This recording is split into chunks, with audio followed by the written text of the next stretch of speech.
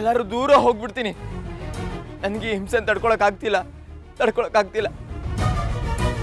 ಸಮಸ್ಯೆಗಳು ಬಂದಾಗ ಅದನ್ನ ಧೈರ್ಯವಾಗಿ ಎದುರಿಸೋದು ಬಿಟ್ಟು ಪಲಾಯನ ಮಾಡೋಕ್ಕೆ ದಾರಿ ಹುಡುಕೋನು ವೀರ ಅನ್ಸ್ಕೊಳ್ಳೋದಿಲ್ಲ, ಹೇಳಿ ಅನ್ಸ್ಕೊತಾನೆ.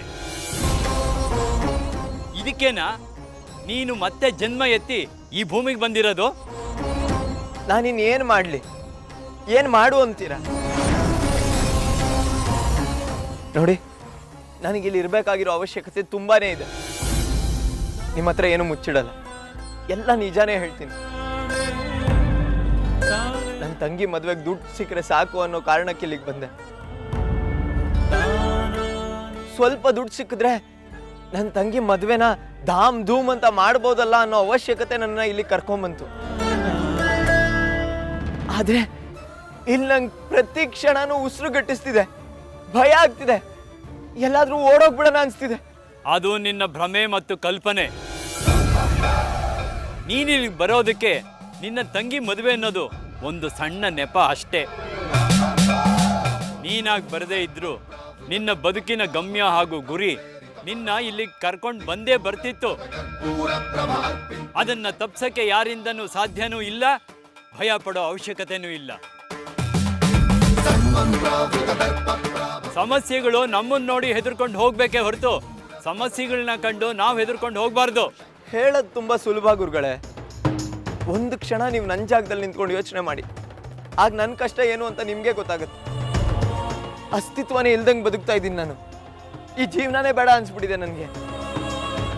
ನೀವಾದ್ರೂ ಏನಾದ್ರು ಸಹಾಯ ಮಾಡ್ತೀರಾ ಅನ್ಕೊಂಡ್ರೆ ನೀವು ಯಾವ ಗುಟ್ಟನೂ ಬಿಟ್ಕೊಡ್ತಿಲ್ಲ. ಹೋಗ್ಲಿ, ನಾನು ಹೇಗೆ ಸತ್ಯ ಅನ್ನೋದಾದ್ರೂ ಹೇಳಿ. ನೀನೆಷ್ಟೇ ಬಲವಂತ ಮಾಡಿದ್ರು ಅದನ್ನ ನಾನು ಹೇಳೋದಿಲ್ಲ. ನಾನು ಆವತ್ತೇ ಹೇಳಿದ್ದೀನಿ, ಇದು ವಿಧಿ ರಹಸ್ಯ ಅಂತ. ಯಾವುದೇ ಕಾರಣಕ್ಕೂ ನಾವು ಹೇಳೋ ಹಾಗಿಲ್ಲ ಅಂತ. ಹೋಗ್ಲಿ, ಕಡೆ ಪಕ್ಷ ನನ್ನ ಕಾವೇರಿ ಯಾರು, ಅವಳು ಹೇಗಿದ್ದಾಳೆ ಅಂತನಾದ್ರೂ ಹೇಳಿ. ದಯವಿಟ್ಟು ಇದೊಂದು ಸಹಾಯ ಮಾಡಿ, ನಿಮ್ಮ ಕೈ ಮುಗಿತೀನಿ. ಅಘೋರಿಗಳಾದ ನಾವು ಬೇಡಿ ಬಂದವ್ರನ್ನ ಹಾಗೆ ಕಳಿಸುವಂತೆಯೂ ಇಲ್ಲ. ಇದು ಮಹಾರುದ್ರನ ಆಜ್ಞೆ. ಹಾಗಾಗಿ ನಿನಗೆ ನಾನು ಮತ್ತೊಂದು ಸುಳಿವು ಕೊಡುತ್ತೇನೆ. ಅದರಿಂದ ನಿನಗೆ ಖಂಡಿತ ಸಹಾಯ ಆಗುತ್ತೆ. ಅದೇನು ಹೇಳಿ ಗುರುಗಳೇ. ನಾಳೆ ನಿನಗೆ ಸಿಗೋ ವ್ಯಕ್ತಿಗಳನ್ನ ಸೂಕ್ಷ್ಮವಾಗಿ ಗಮನಿಸು, ಅವ್ರ ಮೇಲೆ ಕಣ್ಣಿಡು. ಆಗ ನಿನಗೆ ಗೊತ್ತಾಗುತ್ತೆ, ನಿನ್ನ ಎಷ್ಟೋ ಪ್ರಶ್ನೆಗಳಿಗೂ ಉತ್ತರ ಸಿಗುತ್ತೆ.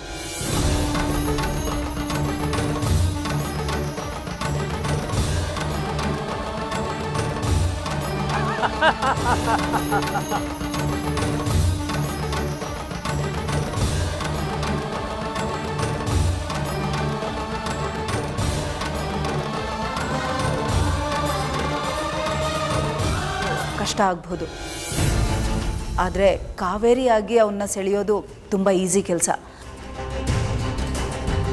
ಹೋಗು, ಆದಷ್ಟು ಬೇಗ ಅವನ ಬ್ರೈನ್ ವಾಶ್ ಮಾಡಿ ನಿನ್ನ ಕಡೆ ಅವನ್ನ ಒಲಿಸ್ಕೊ.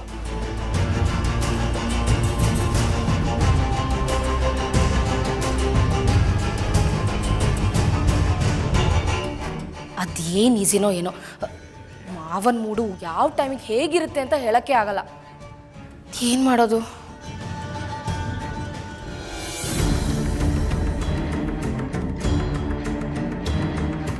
ಅಮ್ಮ ನೋಡಿದ್ರೆ ರೂಮಲ್ಲಿ ಮಲಗಿದಾನೆ ಅಂದರು. ರೂಮಲ್ಲಿಲ್ಲ, ಎಲ್ಲೋಗಿದ್ದಾನೆ? ಹೋಗ್ಲಿ ಬಿಡು, ಹೇಗೋ ಆ ಗೂಬೆ ವಸುಂಧರ ಮನೇಲಿಲ್ಲ, ಆಸ್ಪತ್ರೆಯಲ್ಲಿ ಸಾಯ್ತಾ ಇದ್ದಾಳೆ. ಇದೇ ಸರಿಯಾದ ಸಮಯ ನನ್ನ ಮಾವಂಗೆ ಹತ್ರ ಆಗೋದಕ್ಕೆ. ಮಾವ, ಆದಿತ್ಯ ಮಾವ.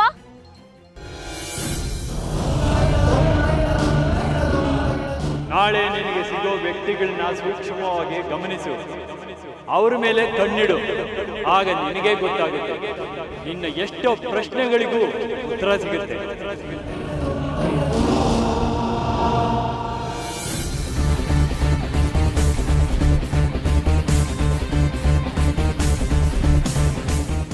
ಒಬ್ಬನೇ ಕೂತಿದ್ದಾನೆ.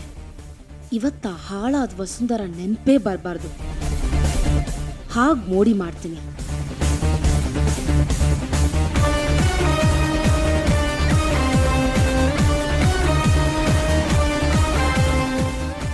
ಯಾರು? ನೀನಾ? ಏಯ್, ನಿನಗೆ ಸ್ವಲ್ಪನೂ ಕಾಮನ್ ಸೆನ್ಸ್ ಇಲ್ವಾ? ನನ್ನ ಚಿಂತೆಯಲ್ಲಿ ನಾನಿದ್ರೆ ನಿನ್ಗೆ ಯಾವಾಗಲೂ ಹುಡುಗಾಟನ. ನೋಡು, ನನ್ನ ಮೂಡ್ ಸರಿ ಇಲ್ಲ, ಸುಮ್ಮನೆ ಹೋಗು.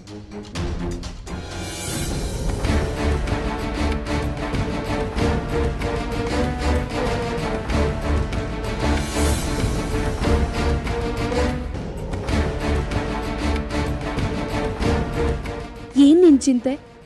ಆ ಹಾಳಾದ ವಸುಂಧರ ಬಗ್ಗೆ ಚಿಂತೆ ಮಾಡೋದು ನೀನು ಇನ್ನೂ ಬಿಟ್ಟಿಲ್ವಾ? ಹೋದ್ರೆ ಹೋಗ್ಲಿ ಬಿಡು. ಅವಳಿಲ್ಲಿದ್ರು ಏನಾದ್ರೂ ಒಂದು ಟಾರ್ಚರ್ ಮಾಡ್ತಾನೆ ಇರ್ತಿದ್ಲು. ಅದಕ್ಕೆ ನೀ ಇಷ್ಟೊಂದು ಡಿಸ್ಟರ್ಬ್ ಆಗಿರೋದು. ದೊಡ್ಡ ಈಡಿಯಟ್ ಅವಳು. ಮಾವ, ಮನೇಲಿ ಯಾರೂ ಇಲ್ಲ. ಈ ಹಾಳಾದ ಯೋಚನೆ ಎಲ್ಲ ಯಾಕೆ ನಿನಗೆ? Why can you be so unromantic ಮಾವ? ನಿನಗೆ ಒಂದ್ಸಲ ಹೇಳಿದ್ರೆ ಅರ್ಥ ಆಗಲ್ವಾ? ಏನ್ ಚಿಕ್ಕ ಮಗುನ ನೀನು? ಛೇ!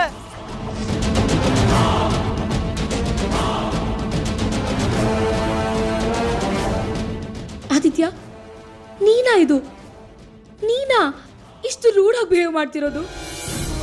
ಇದಕ್ಕೇನಾ ನಾನು ನಿನ್ಗೋಸ್ಕರ 25 ವರ್ಷ ಕಾದಿದ್ದು?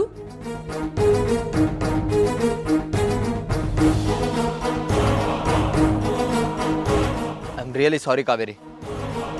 ಬಾ. ಏನು ಬೇಡ. ಈ ಕಾವೇರಿ ಕಣ್ಣಲ್ಲೇ ಕಣ್ಣೀರಾಕ್ಸ್ತೀಯಾ? ನನ್ನ ಪ್ರೀತಿಗೆ ನಿನಗೆ ಬೆಲೆನೇ ಇಲ್ವಾ? ನೋಡು, ಬೆಲೆ ಕಟ್ಟಕ್ಕಾಗದೇ ಇರೋವಂಥ ಪ್ರೀತಿ ನಮ್ದು. ಬಾ.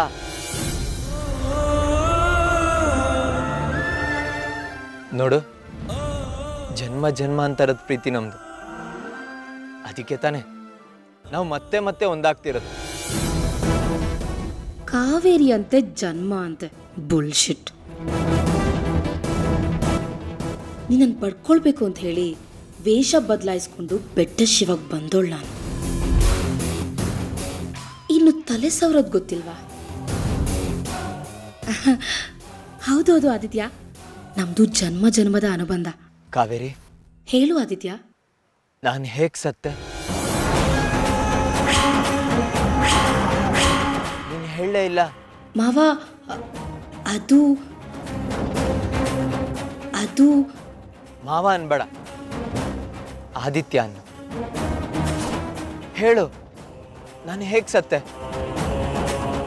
ನಾವು ಹಳೆ ಜನ್ಮದಲ್ಲಿ ಆಡಿದ ಮಾತುಗಳನ್ನೆಲ್ಲ ಮತ್ತೆ ನನ್ನ ಮನ್ಸು ಮುಟ್ಟೋ ಹಾಗೆ ಮಾಡಿ, ಅದನ್ನ ರೀಕ್ರಿಯೇಟ್ ಮಾಡಿ ನನ್ನ ಹಳೆ ಜನ್ಮದ ನೆನಪುಗಳನ್ನೆಲ್ಲ ವಾಪಸ್ ಬರೋ ಹಾಗೆ ಮಾಡಿದ್ದು ನೀನೇ ತಾನೆ? ಹಾ ಹೌದು, ನಾನೇ. ಹಾಗಿದ್ರೆ ನಿನಗೆ ನನ್ನ ಸಾವಿನ ರಹಸ್ಯನೂ ಗೊತ್ತಿರಬೇಕು ತಾನೆ?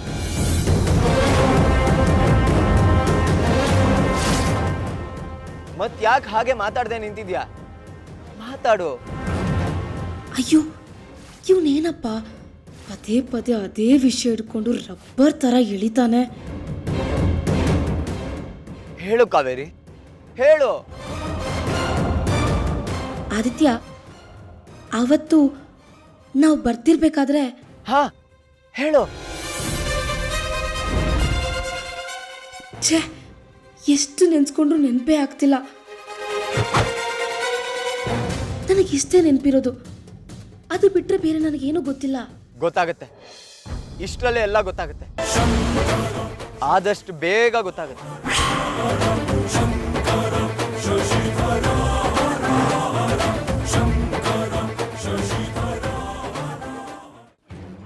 ನೀವಾ? ನಾನು ಯಾರು ಅಂತ ಗೊತ್ತಾಯ್ತಾ? ಗೊತ್ತು.